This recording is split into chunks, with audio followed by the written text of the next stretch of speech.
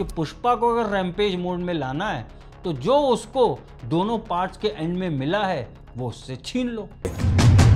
हमारे हिंदू फोकलोर के अनुसार मां गंगम्मा भगवान श्री वेंकटेश्वर बालाजी की बहन है, जिन्होंने इसी तिरुपति रीजन में अवतार लिया था।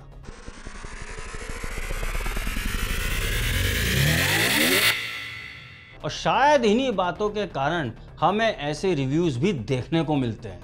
अब यही रिव्यू देख लो।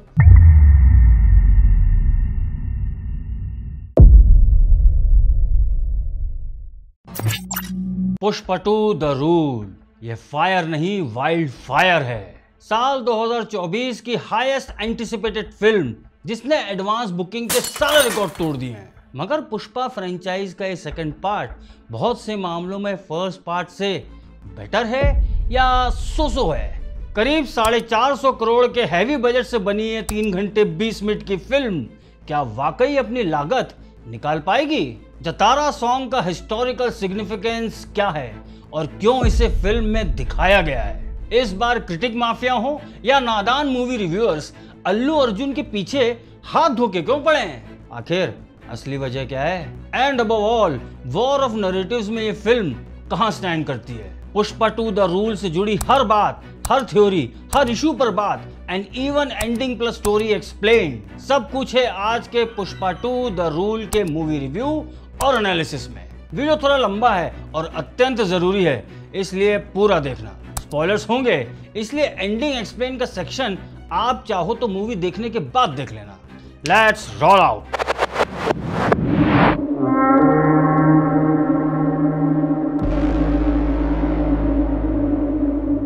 नमस्कार मित्रों, मैं सौरभ और आप देख रहे हैं भारतवर्ष।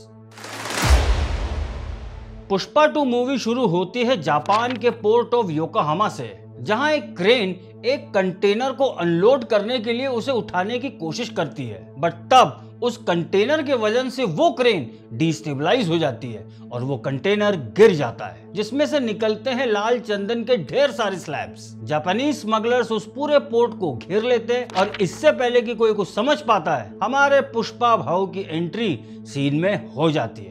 हालांकि ये पूरा सीक्वेंस एक ड्रीम सीक्वेंस होता है, जिसका एंड देखकर पुष्पा भाऊ एकदम से उठ जाते हैं। मगर इंपॉर्टेंट बात यह है कि इस फिल्म का ये ड्रीम सीक्वेंस इस फिल्म की एंडिंग की तरफ हिंट कर देता है। अल्लू अर्जुन ने इस फिल्म में सही मायनों में अपने एक्टिंग का लेवल दिखाया है। इस पार्ट की सबसे बड़ी यूएसपी खुद पुष्पा का कैरेक्टर और उसके वेरिएशंस हैं। एज इस पार्ट की कहानी में जैसे लेयर बाय लेयर अनफोल्ड होती है, उसी से फिल्म का एक्सपीरियंस नेक्स्ट लेवल हो जाता है। वैसे तो फिल्म का ओवरऑल फील आपको शुरू में थोड़ा सा स्लो लग सकता है, मगर इस फिल्म का स्क्रीन प्ले ही कुछ इस तरह से लिखा गया है कि कहानी जैसे आगे आगे बढ़ती है, वैसे वैसे फिल्म का पेस और फास्ट होने लग जाता है। और शायद इसलिए सेकंड पार्ट का स्क्रीन प्ले फर्स्ट पार्ट से बहुत बेटर है। डायरेक्टर सुकुमार, जो इस पुष्पा फ्रेंचाइज के राइटर भी हैं, इनकी जितनी तारीफ की जाए उतनी कम है, क्योंकि इस फिल्म में भी इमोशनल कोशेंट्स काफी अच्छे से दिखाए गए हैं, इंक्लूडिंग एक्शन। स्पेशली कुछ ऐसे सीन्स हैं जिसे देखकर आज के मॉडर्न फेमिनाजीज और लौंडा नाच गिरोह दोनों की तशरीफें जल उठेंगी और कहेंगी, राणा जी मुझे माफ कर देना, गलती मारे से हो गई। एक परफेक्ट मैस्कुलिनिटी और फेमिनाइन का ब्लेंड है ये Pushpa 2 the rule movie. Film पूरी तरह से पहले तो सटल रूप से, फिर एंड तक आते आते एकदम से बोल्ड रूप से हिंदुत्व के नैरेटिव पर आ जाती है, जिसकी डिटेल बात हम हमारे एनालिसिस में करेंगे। अब बात अगर बकलोली की करें तो भंवर सिंह शेखावत की बात ना करें तो मजा नहीं आएगा। इस बार इस कैरेक्टर के साथ जो हुआ है, बोथ इन खुशी में और एक स्पेशल जलाभिषेक में, वाकई देखने लायक है। फहद फासिल और अल्लू अर्जुन के साथ के सीन्स मूवी में हर बार कुछ ना कुछ नया एक्साइटमेंट दे जाते हैं। वैसे बकलोली अपने नेता सिद्धप्पा उर्फ रमेश राव ने भी कम नहीं करी है, एज इस बार इनका स्क्रीन टाइम भी बढ़ा है और इनके कैरेक्टर का आर्क भी। श्रीवल्ली का कैरेक्टर अब काफी मैच्योर कैरेक्टर हो चुका है और एक पूरा इंपॉर्टेंट सीक्वेंस पूरी तरह से श्रीवल्ली के डायलॉग से ही एलिवेट हुआ है। चलो फाइनली कुछ तो डायलॉग हैं। बाकी सारे main characters specially from the first part सभी ने अपने काम को जस्टिफाई किया है, मगर इस सेकंड पार्ट में Jagapati Babu as central minister Pratap Reddy इस फिल्म के हाईलाइट है। एज ये कैरेक्टर प्रताप रेड्डी आने वाले पुष्पा 3 द रैम्पेज में बहुत बड़ा रोल प्ले करेगा। कुछ एंडिंग में ट्विस्ट हैं जो अगेन कई पॉसिबिलिटीज की तरफ हिंट करते हैं। चिंता मत करो, स्टोरी अभी नहीं खोलूंगा, उसके लिए आपको हमारे एंडिंग एक्सप्लेन सेक्शन पर जाना होगा। ध्यान रहे उस सेक्शन में स्पॉयलर्स होंगे, बाद में बोलना मत कि बताया नहीं। डायरेक्टर सुकुमार ने वैसे तो पुष्पा 2 का 10% शूट पुष्पा 1 के साथ ही शूट कर लिया था, मगर फिर दुनिया ने KGF 2 देख ली और ऑडियंस का एक्सपेक्टेशन लेवल फ्रॉम पुष्पा 2 और बढ़ गया। इसलिए फिल्म की स्टोरी और उसके ट्रीटमेंट में काफी बदलाव किए गए और शायद इसलिए इसका स्क्रीन प्ले इस तरीके से लिखा गया है। हालांकि जिन लोगों को पुष्पा 1 जैसे हर 10 मिनट में एक्शन सीक्वेंस या एकदम ओवर द टॉप ड्रामा देखने की इच्छा थी, उनके लिए फिल्म नहीं बनी है, क्योंकि इस बार फिल्म को थोड़ा अलग ट्रीट किया है। और यकीन मानिए ये अलग ट्रीटमेंट ही है जिसने पुष्पा फ्रेंचाइज को बचा लिया है। समझोगे आगे, समझोगे। एल्स पुष्पा की एक्चुअल कहानी बहुत सिंपल थी, उसको सेकंड पार्ट तक कंटिन्यू करना मुश्किल हो जाता। ओवरऑल अगर फिल्म के VFX, BGM, एक्शन की बात करें या इवन परफॉर्मेंसेस की बात करें, कहीं भी फिल्म हल्की नहीं है। स्पेशली जो प्री क्लाइमैक्स फाइट और उसके जस्ट पहले का सीक्वेंस वो बहुत इंप्रेसिव है। सिनेमेटोग्राफी कैसी है, वाइड शॉट, टाइट शॉट, फलाना शॉट, धमाका शॉट, ये सारी बातें आप दूसरे चैनल्स पर देख लेना। हम असल मुद्दे पर आते हैं, हमारे एनालिसिस पे। पुष्पा 2 मूवी की सबसे बड़ी हाईलाइट है जतारा सीक्वेंस। तिरुपति रीजन में कई सेंचुरीज से हर साल 9 दिनों के लिए एक फेस्टिवल मनाया जाता है जिसका नाम है तिरुपति गंगम्मा जतारा। ये एक ऐसा फेस्टिवल है जहां पुरुष एक स्त्री वेशम धारण करके इस त्योहार को सेलिब्रेट करते हैं। यह त्योहार नारित्व को रिप्रेजेंट करता है और यह फेस्टिवल समर्पित है मां गंगम्मा को, जो कि एक ग्राम देव है तिरुपति रीजन की। हमारे हिंदू फोकलोर के अनुसार मां गंगम्मा भगवान श्री वेंकटेश्वर बालाजी की बहन है, जिन्होंने इसी तिरुपति रीजन में अवतार लिया था। इस अवतरण की एक बहुत ही प्रचलित फोकलोर भी है, जिसके अनुसार एक समय तिरुपति रीजन में पलीगोंडुलु नाम के एक लोकल रूलर का शासन था और उसी कालखंड में पलीगोंडुलु के लोग तिरुपति रीजन में महिलाओं का शोषण करते थे, जिसकी जो मर्जी होती थी वो उसका रेप करते थे। ऐसे भयावह समय में मां गंगम्मा का अवतरण होता है और वो पलीगोंडुलु का वध करके तिरुपति रीजन को उसके पापों से और अत्याचारों से मुक्त करती है। मैंने आपको बहुत ही ब्रीफली इस स्टोरी के बारे में बताया। ऐसे तो ये फेस्टिवल टोटल 9 दिन का होता है, मगर 9वें दिन का रिचुअल 8वें दिन के मिडनाइट से ही शुरू हो जाता है, इसलिए कुछ लोग इसे 8 दिन का भी बोलते हैं। एज 8वें दिन के मिडनाइट से ही मिट्टी या क्ले से बनी हुई मां गंगम्मा की मूर्ति को मंदिरों में स्थापित किया जाता है। टोटल 8 दिनों के 8 अलग अलग वेशम होते हैं। ये अलग अलग वेशम पूरे वधकांड को, जो कि कुल 8 दिन का होता है, उसे डिनोट करते हैं। पुष्पा 2 मूवी में जो अल्लू अर्जुन का लुक है वो 6ठे दिन का वेशम है और उस वेशम का नाम मथंगी वेशम है। इस मथंगी वेशम में शरीर में नीला बॉडी पेंट करना पड़ता है, एक नीली पट्टू साड़ी पहननी पड़ती है, साथ में घुंघरू, झुमका, चूड़ियां और कई आभूषणों के साथ एक नथ भी पहननी पड़ती है। मूलतः चित्तूर का यह जतारा फेस्टिवल, इसका रिचुअल और इसकी कहानी विथ रिस्पेक्ट टू तिरुपति मंदिर, इन सब में बहुत कुछ है। एज कुल 8 दिन अलग अलग वेशम होते हैं और सभी 8 वेशम्स का अलग अलग महत्व होता है। इसलिए सब्जेक्ट को कभी हम डिटेल में किसी एक वीडियो में हिंदू फोकलोर इन मूवीज के वीडियो से समझेंगे। डू कमेंट #जतारा अगर आप चाहते हो कि मैं नेक्स्ट वीडियो इसी सब्जेक्ट पर लाऊं। अरे सर, पहले के कमेंट तो पूरे करो। हाँ भाई, पहले तू हमारा संभल का वीडियो कंप्लीट कर ले, पता है बहुत लोड है। यह त्योहार एक बेस्ट एग्जाम्पल है मैस्कुलिनिटी और फेमिनाइन का। यह त्योहार वो लौंडा नाच गिरोह की नौटंकी जैसा नहीं है जो आजकल हम सब इंस्टाग्राम की रील्स में देखते हैं, और ना ही यह त्योहार हैलोवीन पार्टी की नौटंकी है, बल्कि इस त्योहार की सबसे बड़ी शिक्षा ही यही है कि एक पुरुष बिना नारी के अधूरा है और नारी सदैव आदरणीय है। अब यहाँ कुछ नादान रिव्यूअर्स की बात कर लेनी चाहिए जो पुष्पा 2 के क्लाइमैक्स को ये बोलकर मजाक उड़ा रहे हैं कि अरे पुष्पा अपने दांतों का यूज कैसे कर सकता है, अच्छा हुआ हम थोड़ा पढ़ लिख गए। अरे चोमू, क्लाइमैक्स फाइट में पुष्पा के हाथ और पांव दोनों बांध दिए थे, ऐसे में उसने अपने दांतों का सदुपयोग कर लिया तो क्या हो गया, और थोड़ा ओवर द टॉप एक्शन हो गया था। तो इसमें इस इमोशनल सीन को पढ़ाई लिखाई से जोड़ने का क्या मतलब है? एक बात बताओ, जब जॉन विक मूवी में बुलेट प्रूफ 3 पीस सूट्स में अनलिमिटेड हिट्स होते हैं, तब कभी माइंड में यह ख्याल नहीं आया कि बुलेट प्रूफ शीट्स की मल्टीपल हिट्स को लेने की भी एक लिमिट होती है, और जो बुलेट एकदम से कर्व पाथ लेती है उसमें तुम्हें एरोडायनेमिक्स नजर आता है। घंटों तो तुम जैसे लोग ना जाने कितनी ऐसी मूवीज पर रिएक्शंस देकर इन चीजों को जस्टिफाई और ग्लोरीफाई करते हो, तब नहीं आई पढ़ाई लिखाई। और हाँ, एक मिनट, तुम वही यूट्यूबर हो ना जिसने आलिया भट्ट की फिल्म धब्बा को कल्ट मूवी कहा था? भाई ऐसा पढ़ा लिखा होना हमें नहीं बनना, हम अनपढ़ ही ठीक है। अरे बाबू, प्री क्लाइमैक्स और क्लाइमैक्स सीन्स में पुष्पा के अलग अलग वेशम ही समझ लेते, और दोनों ही सीन्स में माता के प्रेजेंस को ही अच्छे से देख लेते, तो ये वाली बकलोली नहीं करते।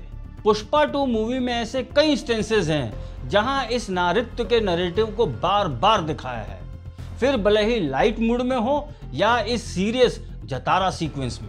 पुष्पा 2 मूवी में एक सीन है जिसमें पुष्पा मालदीव्स जाता है, एज उसे वहां एक इंटरनेशनल स्मगलर से डायरेक्ट डील करनी होती है। वहां पुष्पा समुद्र के किनारे अपने साथी केशव के साथ शिवलिंग का निर्माण करके पूजा अर्चना करता है।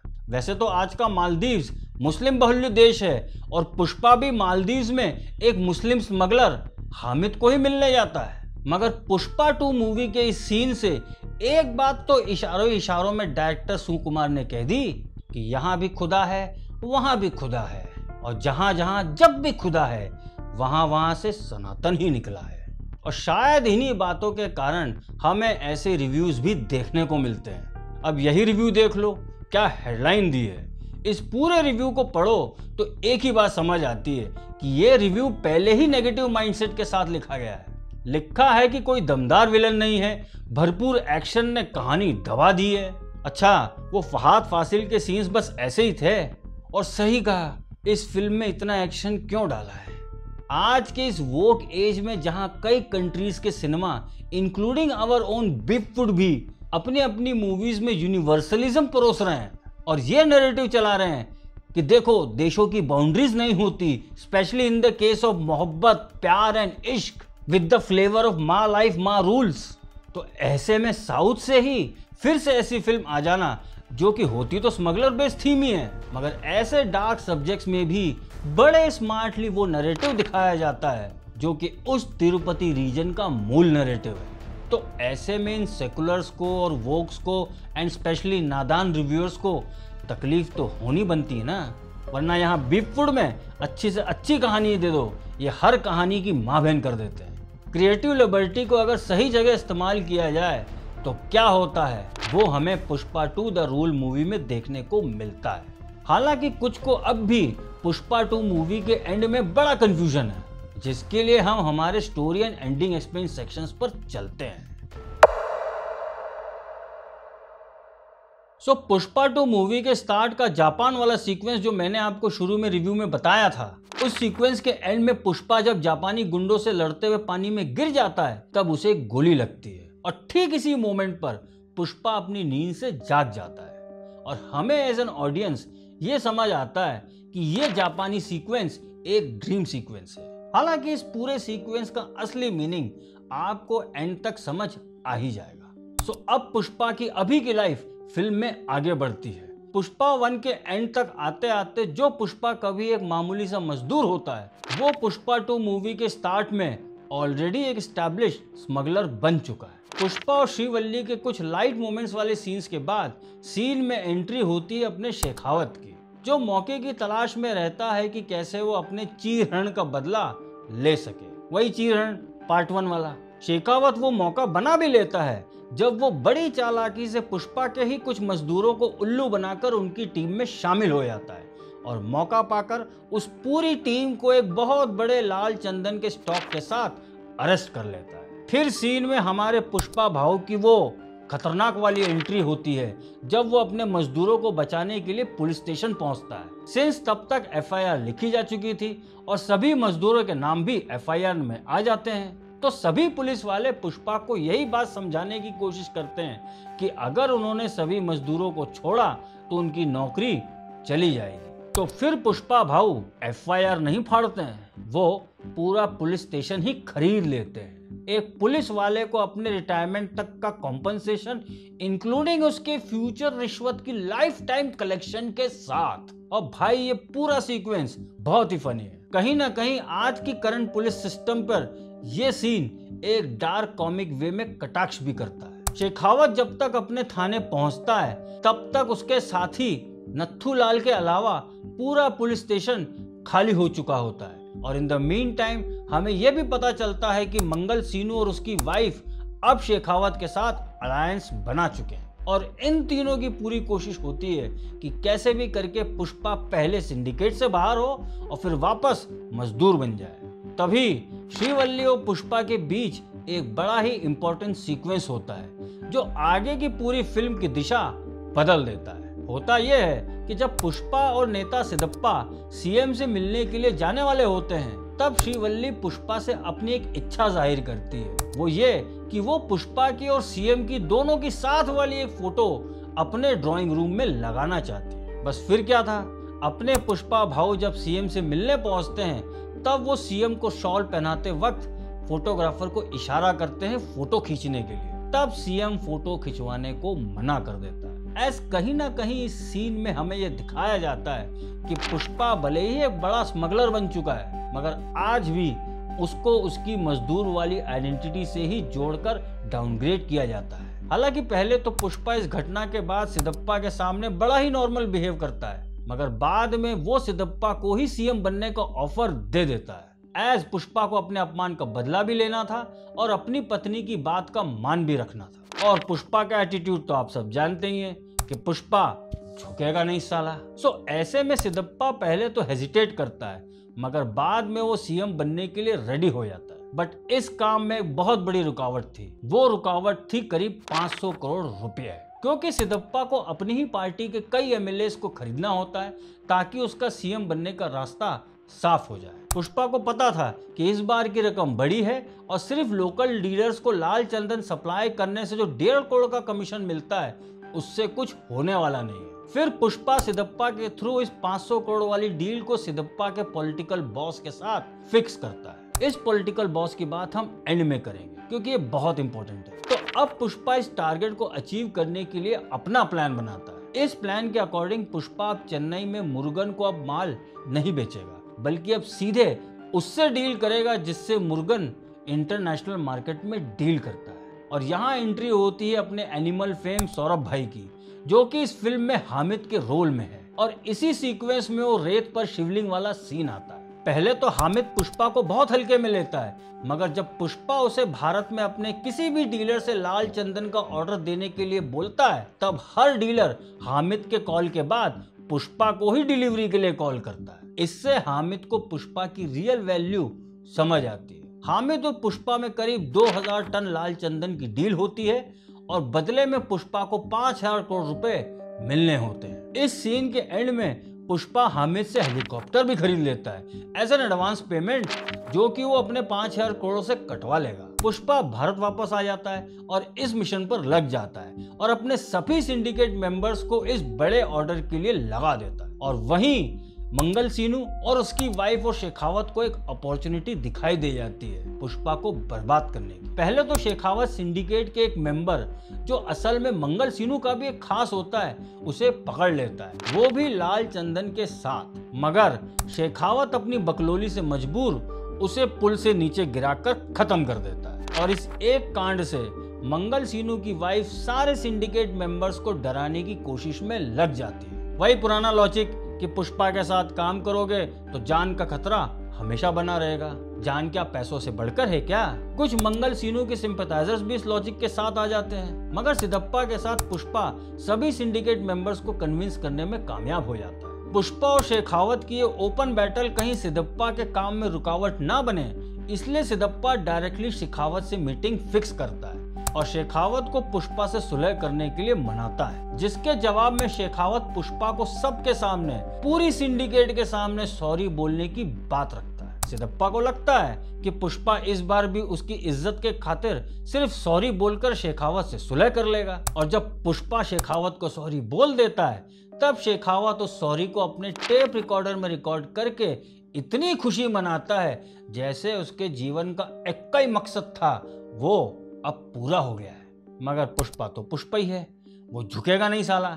इसलिए वो मीटिंग में वापस आता है और जब शेखावत मीटिंग से जा रहा होता है तभी पुष्पा अपनी गाड़ी से उसकी गाड़ी को टक्कर मारता है और शेखावत स्विमिंग पूल में गिर जाता है और पुष्पा उस स्विमिंग पूल में मूत्र विसर्जन कर देता है। बेचारा शेखावत, जिसके कपड़े पहले पार्ट में पुष्पा ने उतरवाए थे, वो अब इस मूत्राभिषेक से जब बाहर निकलता है तो उसकी शक्ल देखने लायक होती है। एक पल में जज्बात बदल दिए वाला मीम इस एक सीन में बड़ा सार्थक था। फिर पुष्पा शेखावत को एक बात रिकॉर्ड करने को कहता है कि वो अगर उसके माल का एक भी टुकड़ा पकड़ लेगा तो पुष्पा सिंडिकेट छोड़ देगा और यहाँ से माहौल पूरा टेंस हो जाता है। शेखावत पूरी सिटी में हर जगह नाकाबंदी कर देता है और पुष्पा बड़ी चालाकी से अपने माल के ट्रक्स को नदी के रास्ते से स्टेट के बॉर्डर तक पहुंचा देता है। बट तभी शेखावत उसी रास्ते के पैरेलल जा रही बैलगाड़ियों की मदद से उन ट्रक्स को घेर लेता है। फिर पुष्पा अपने आदमियों को ट्रक्स को छोड़कर भागने को कहता है और शेखावत फाइनली पुष्पा से लिया हुआ चैलेंज जीत जाता है। पूरी मीडिया के सामने शेखावत उस पूरे कंसाइनमेंट को दिखाकर खुशी मना ही रहा होता है। तभी मंगल सीनू उन लकड़ियों को जांच कर एक ऐसी बात बताता है जिससे अगेन शेखावत का केएलपीडी हो जाता है। वो बात ये होती है कि जिन बैलगाड़ियों पे चढ़कर शेखावत ने पुष्पा के ट्रक्स को रास्ते में घेरा था वो सारी बैलगाड़ियां खुद ही असली माल होती हैं, एज वो सारी बैलगाड़ियां लाल चंदन से ही बनी होती हैं। और चूंकि शेखावत उस समय नकली लकड़ियों को कलेक्ट करने में लगा होता है, सो ऐसे में तब तक सारी बैलगाड़ियां श्रीलंका के बॉर्डर तक पहुंच जाती हैं और हामिद से पुष्पा की डील क्लोज भी हो जाती है। हालांकि शेखावत ने वहां तक बोले तो श्रीलंकन बॉर्डर तक भी इन बैलगाड़ियों को चेस किया था, मगर वो इस बार भी पीछे रह जाता है और पुष्पा फाइनली अपना दिया हुआ चैलेंज पूरा कर लेता है। शेखावत जहां गुस्से में सारी नकली लकड़ियों को जला देता है, वहीं सिद्धप्पा अब सीएम बन जाता है। पुराना सीएम बेचारा ये बोलकर निकल जाता है कि काश उसने अपनी पत्नी की बात मान ली होती, वही कि सबके साथ फोटो खिंचवाना। श्रीवल्ली भी पुष्पा को अपनी मां बनने की खुशी देती है और इस सीक्वेंस के ठीक बाद ही वो फेमस जतारा सीक्वेंस आता है। इस सीक्वेंस में पहले तो पुष्पा काली मां की पूजा करता है, मगर जब उसकी सौतेली भतीजी कावेरी को कुछ गुंडे जो औरत के भेष में होते हैं वो जब छेड़ते हैं, तब यहाँ एक एक्शन सीन आता है जो वाकई बहुत ही अच्छी तरीके से कोरियोग्राफ्ड होता है। हालांकि यहाँ भी एक्शन खत्म होने के बाद अगेन उसका सौतेला भाई मोहन यहाँ पहुंचकर पुष्पा को फिर से उसके सरनेम और उसके इलेजिटिमेट होने पर बहुत बेइज्जत करता है, सेम वैसे ही जैसे उसने फर्स्ट पार्ट में किया था। बट पहली बार श्रीवल्ली मोहन को वो जवाब देती है जो शायद उसे पुष्पा 1 में ही मिल जाना था। इमोशन से शुरू हुआ ये जतारा सीक्वेंस एक्शन से होते हुए वापस एक अलग इमोशनल फीलिंग के साथ खत्म हो जाता है। अब यहाँ मैं आपको एक मेन कैरेक्टर के बारे में बताता हूँ जिसकी एंट्री तो पहले ही हो गई थी इस फिल्म में, मगर इस कैरेक्टर की इम्पोर्टेंस इसी जतारा सीक्वेंस के बाद आती है। वो कैरेक्टर है सिद्धप्पा का political boss central minister Pratap Reddy. वो पहले तो पुष्पा के सामने बहुत न्यूट्रल रहता है, मगर कहानी में ट्विस्ट जब आता है जब जतारा सीक्वेंस का एंड होता है, एज तब इसी प्रताप रेड्डी के बारे में एक बहुत ही खास बात पता चलती है। वो ये कि जिन गुंडों की पिटाई पुष्पा ने जतारा सीक्वेंस में की थी, उन गुंडों की गैंग का लीडर और कोई नहीं बल्कि प्रताप रेड्डी का भतीजा बुग्गी रेड्डी होता है। और अगले ही सीक्वेंस में मौका देखकर बुग्गी रेड्डी कावेरी को किडनैप कर लेता है और इस बार मोहन की वाइफ अपनी बेटी को बचाने के लिए पुष्पा के पास ही जाती है, बट मोहन तो बुग्गी रेड्डी की शर्त मानने को भी तैयार हो जाता है। एज यहाँ मैं आपको एक बात बता दूं कि पुष्पा से पिटने के बाद और मोहन ने जब पुष्पा की बेइज्जती कर दी थी, उसके बाद मोहन ने उन सभी गुंडों को आधा गंजा कराकर गधों पे बिठाकर पूरे एरिया में घुमवाया था। यह सीन आपने ट्रेलर में भी देखा है। सो बुग्गी रेड्डी भी इस बात का बदला लेना चाहता था और मूवी में भी ये बताया गया है कि बुग्गी रेड्डी अभी अभी रिसेंटली एक रेप केस से बाहर हुआ है, all thanks to his uncle Pratap Reddy. Pushpa Kaveri को ढूंढने के लिए पूरे चित्तूर में लॉकडाउन करवा देता है। तभी पुष्पा से बुग्गी रेड्डी 5 करोड़ की फिरौती और खुद पुष्पा को अकेले आने का मैसेज भिजवा देता है। और यहाँ होती है वो क्लाइमैक्स की फाइट, जो कि असल में एक इमोशनल फाइट होती है, जिसे मैं यहाँ शब्दों में बता नहीं पाऊंगा, क्योंकि इस फाइट को आप जब तक देखोगे नहीं, उस ड्रामे को फील नहीं करोगे, तब तक आपको ये सब कुछ समझ नहीं आएगा। इस सीन में भी अगेन महिला का मान सम्मान क्या होता है, उसकी क्या इंपॉर्टेंस होती है, वो हमें दिखाया गया है। जब तक पुष्पा और बुग्गी रेड्डी का आमना सामना होता है, तब तक प्रताप रेड्डी सिद्धप्पा को फोर्स करके उसके भतीजे को बचाने का प्रयास भी करता है, मगर एंड में पुष्पा बुग्गी रेड्डी को त्रिशूल से वध करके अपनी भतीजी की इज्जत बचाता है। एंड में मोहन को अपनी की हुई अभी तक की सारी गलतियों का पछतावा होता है और वो पुष्पा के घर आकर उसकी माँ को वही सम्मान देकर माफी मांगता है, जिस सम्मान के लिए पुष्पा राज बना था। फिर कावेरी की शादी के मौके पर पहली बार पूरा मुलेटी परिवार एक साथ आ जाता है और पिक्चर का एंड क्रेडिट आ जाता है, बोले तो डायरेक्टर्स क्रेडिट। और हमें इससे पहले कि लगे कि पुष्पा 2 मूवी खत्म हो गई है, तभी हमारे सामने एक सीन आता है जिसमें प्रताप रेड्डी अपने भतीजे बुग्गी रेड्डी और अपने भाई मतलब बुग्गी रेड्डी के बाप दोनों का अंतिम संस्कार कर रहा होता है। और यहाँ मंगल सीनो और उसकी वाइफ भी प्रेजेंट होते हैं। और तब यहाँ एंट्री होती है पुष्पा पार्ट 1 के जॉली रेड्डी की, जिसे उस पार्ट में पुष्पा ने पूरी तरह से बिस्तर पर ला दिया था। हालांकि वो अब भी पूरी तरह से ठीक नहीं बताया गया है, एज उसकी गर्दन में अब भी पट्टा चढ़ा हुआ है और वो एक छड़ी के सहारे ही चल पा रहा होता है। और इसी सीन में दिखाया जाता है कि प्रताप रेड्डी के पास एक फ्यूनरल गार्लैंड आता है जिसमें कि एक डिवाइस होता है, और अगले ही सीन में वही सेम डिवाइस हमें कावेरी की शादी में फूलों के साथ दिखाया जाता है, जहां सारा मुलेटी परिवार मौजूद होता है। फिर हम लॉन्ग शॉट में वो पूरी शादी का मंडप और पूरी शादी का इंतजाम एक बॉम्ब ब्लास्ट में बदलते हुए देखते हैं, और एक कैरेक्टर कैमरा की तरफ पीट करके उस पूरे सीन को देख रहा होता है, एज उसी कैरेक्टर ने उस डिवाइस का रिमोट दबाया था। और फिर finally Pushpa 2 the rule movie का एंड होता है with an announcement Pushpa 3 the rampage. तो ये तो था मूवी की स्टोरी और एंडिंग एक्सप्लेन। तो अब आते हैं कौन था वो शख्स जिसने वो रिमोट दबाया था। अब इस पर मेरी एक अपनी थ्योरी है, क्योंकि सभी को शायद वो शख्स और कोई नहीं बल्कि जॉली रेड्डी लग रहा होता है। तो मैं आपको बता दूं कि जॉली रेड्डी की बुग्गी रेड्डी के फ्यूनरल में जो कंडीशन दिखाई गई है, वो कंडीशन और उस एंड के कैरेक्टर की कंडीशन बिल्कुल मैच नहीं करती है, एज जॉली रेड्डी अभी भी छड़ी पकड़ कर चल रहा है। सो क्लियरली पुष्पा 3 में हमें शायद एक नए विलन की एंट्री देखने को मिल सकती है। और चूंकि पुष्पा 3 द रैम्पेज टाइटल है, तो इस बात के बहुत ज्यादा चांसेस हैं कि इस बॉम्ब ब्लास्ट में श्रीवल्ली ना बचे और उसके पेट में पल रहा पुष्पा का बच्चा भी। क्योंकि पुष्पा 2 मूवी में एक सीन आता है जहां पुष्पा श्रीवल्ली को यह बात कहता है कि वो इस हामिद वाली डील के बाद रिटायर हो जाएगा और वो अपना सारा बिजनेस अपने खास दोस्त केशव को सौंप देगा और अपना बचा हुआ पूरा टाइम श्रीवल्ली और अपने बच्चों को देगा। सो क्लियरली इन सब बातों से यही लगता है कि पुष्पा को अगर रैम्पेज मोड में लाना है, तो जो उसको दोनों पार्ट्स के एंड में मिला है वो उससे छीन लो। और वैसे भी प्रताप रेड्डी के पूरे पत्ते अभी तक खुले नहीं है। सो पॉसिबिलिटीज बहुत हैं, मगर हाँ एक बात माननी पड़ेगी कि इस सेकंड पार्ट में स्टोरी पर ज्यादा काम हुआ है और स्क्रीन प्ले वाकई बहुत पावरफुल है। बाकी जो नादान हैं उनको अब भी ये फिल्म अनपढ़ों की ही फिल्म लगेगी, क्योंकि दिमाग सबके पास होता है मगर नीयत सबके पास नहीं होती है। और अब चलते चलते मैं पिछले कुछ महीनों से YouTube से गायब था। जाहिर सी बात है कुछ ऐसे रीजंस थे जिनमें उलझे रहने के कारण आप सभी के सामने रेगुलरली नहीं आ पा रहा था, और ये सिलसिला करीब 8-9 महीने से चल रहा था। हर बार मैं पूरी कोशिश कर रहा था मगर हर बार कोई ना कोई रुकावट आई जाती थी, जिसे मैं अपनी भाषा में रट्टा कहता हूँ। सही समय आने पर आप सभी के साथ इस रट्टे की पूरी बात करूँगा, एज अभी फोकस सिर्फ काम पर है। आप सभी को सही वैल्यू वाला कंटेंट रेगुलरली देने में है। आप सभी के कमेंट्स में पढ़ता हूँ, इसलिए मैं समझता हूँ कि आप सभी की एक्सपेक्टेशन भारतवर्ष से क्या है। मैं हमेशा यही कोशिश करता हूँ कि आप सभी को एक वैल्यू दूँ आपके कीमती समय की। अब बदले में मुझे सिर्फ आपका एक ही सपोर्ट चाहिए कि आप वीडियोस को ज़्यादा से ज़्यादा शेयर करें और कमेंट ज़रूर करें, ताकि यूट्यूब का एल्गोरिथम वर्क करे। और रही बात अलग अलग टॉपिक्स पर कंटेंट की, तो इस बार मैं कुछ नहीं बोलूँगा, आगे आप सब समझदार हैं।